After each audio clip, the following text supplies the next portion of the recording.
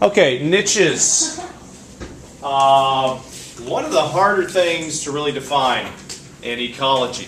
Okay, and this encompasses, bless you, this encompasses much of what we talked about in the last discussion on the first slide of the last discussion. When it comes to abiotic and biotic factors, we said that an ecosystem, within an ecosystem, that organisms are affected by abiotic and biotic factors, and those organisms then therefore also have an effect on both the abiotic and biotic factors in an ecosystem.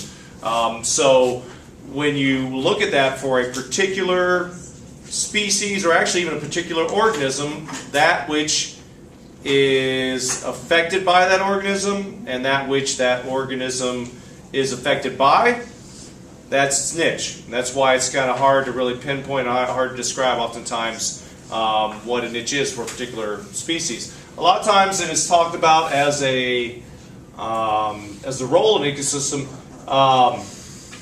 place. I'll accept that because it's similar to what we're talking about. But sometimes the analogy is made with the job an organism has in an ecosystem, and that's a pretty good description when you look at what the ecosystem does for that organism, and what that organism does for the ecosystem, because that's what happens in a job. You do something for your employer pays you, so you got a back and forth relationship there. But it is many more things than that. It also includes habitat and climatic factors and all kinds of other things. So really, like I said, you have to encompass it in all the things that it affects and then that are affected by it.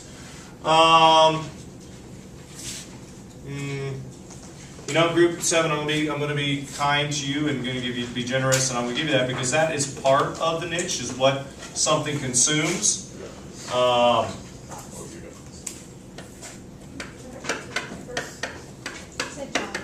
But we're going to be very general here because, like I said, it is a general kind of definition. It is a very general thing. There's many different things that go into it. Okay. So abiotic and biotic, for example, let's say you've got a monkey in a banana tree. Okay. We'll start with the banana tree. The banana tree absorbs minerals and carbon dioxide from the environment. Therefore, those abiotic factors affect that banana tree. So that's part of its niche. It also relies upon bacteria to provide her with minerals, and it relies upon respiring organisms to produce carbon dioxide for it to take in. And also it also actually depends upon being eaten, as we talked about how population control is a necessary part of an ecosystem. And so those are all the things, the biotic things and the abiotic things that affects that banana tree, and that banana tree has an effect upon. Okay, and then you got a monkey. So the monkey will eat that banana, so the bananas from that banana tree. So there's another biotic thing that the banana tree affects, and that for the monkey now within his niche, that banana tree then therefore affects him or her. And therefore that's part of its niche. Then along those lines, the water that monkey drinks, the oxygen that the banana tree produces, he's going to breathe in. He's also going to do his business, leave his waste on the ground when he's done probably. There's a good chance he might carry the bananas with him, and therefore serve that tree, distributing the seeds from the banana, and therefore it affects that tree as well. So those are the abiotic and biotic things that affect both of those organisms in the ecosystem. Yes, Audrey? What's the first one? Oh, good question. Role is the technical answer. Sorry about that. Kendall, do you have a question, or was that what you wanted to know? Yeah, okay. All right, so now a big part of what is going to determine what the niche is going to be for a particular organism is going to be based upon its range of tolerance, because that's what it needs and what it can survive is going to be determined by what it can tolerate in an ecosystem. We already saw that bell-shaped curve. An organism would ideally like to be in the middle of that bell-shaped curve where it has ideal conditions, but a lot of times it can't. Either it's in a place geographically where it doesn't get those things, Or you can draw that same curve for biotic things like food supply and those type of things, and it may also not have that particular food supply as well. But if you look at everything an organism can survive and can use, that's what's called its fundamental niche. So I'll give an example, people. Okay, we can eat, we're omnivores, so we can eat other animals, we can eat most plants and fruit. Okay, we can't eat grass. Our bodies are not adapted to digest grass. We do eat, actually eat mainly grains, but we modify them to eat them.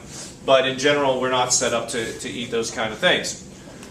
However, let's say that you are in an area where there's not a lot of seafood available, for example. We can't eat fish, obviously, or perhaps maybe you have some convictions that keep you from eating animals or those kind of things. So instead of being a carnivore, or instead of being an omnivore and eating all these types of things, you only eat plants, vegetables, and those type of things. You become vegan or vegetarian. That will be actually the niche that you fall into. It's not your fundamental niche. It's not what you're capable of as an organism, but it is a niche that you end up being in. And it's more so being forced into it. I just gave you an example of being a vegetarian by choice. It's not the best example because when we talk about, of course, in an ecosystem, we're talking about how you have to make do with what's available. So if you lived somewhere where they didn't have fish, or fish was prohibitively expensive, then you would not eat very much of it or not at all. And therefore, that's what we call our realized niche.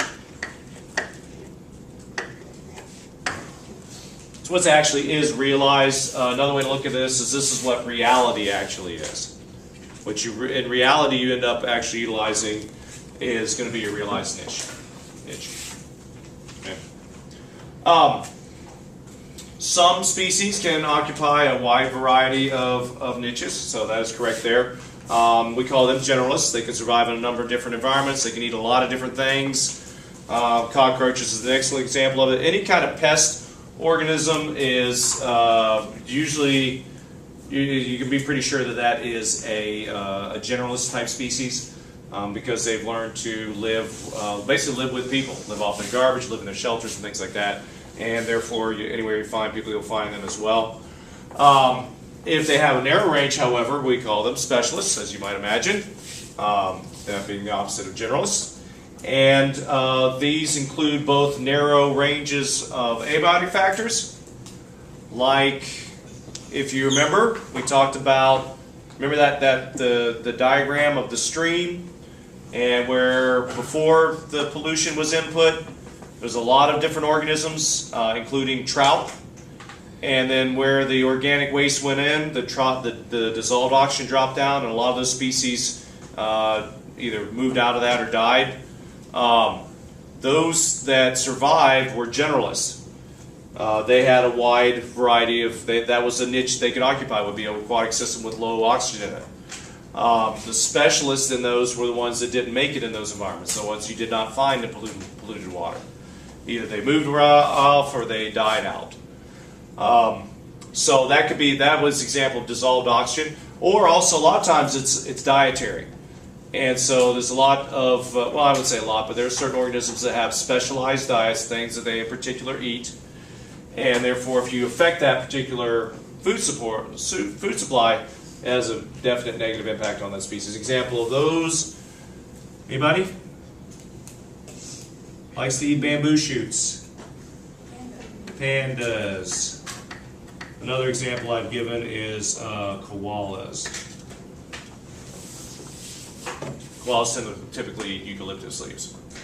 So they can eat other things, but this is the mainstay of their diet. They're well adapted to digest. As a matter of fact, they have special enzymes that allow them to eat bamboo. The bamboo shoots, believe it or not, even though they're used as a food thing because they're cooked, but raw bamboo shoots in the quantities that they eat them in would be toxic to most other organisms. And if you think about that, it's limiting for them, of course, because they're, if something happens to bamboo, then they're in trouble.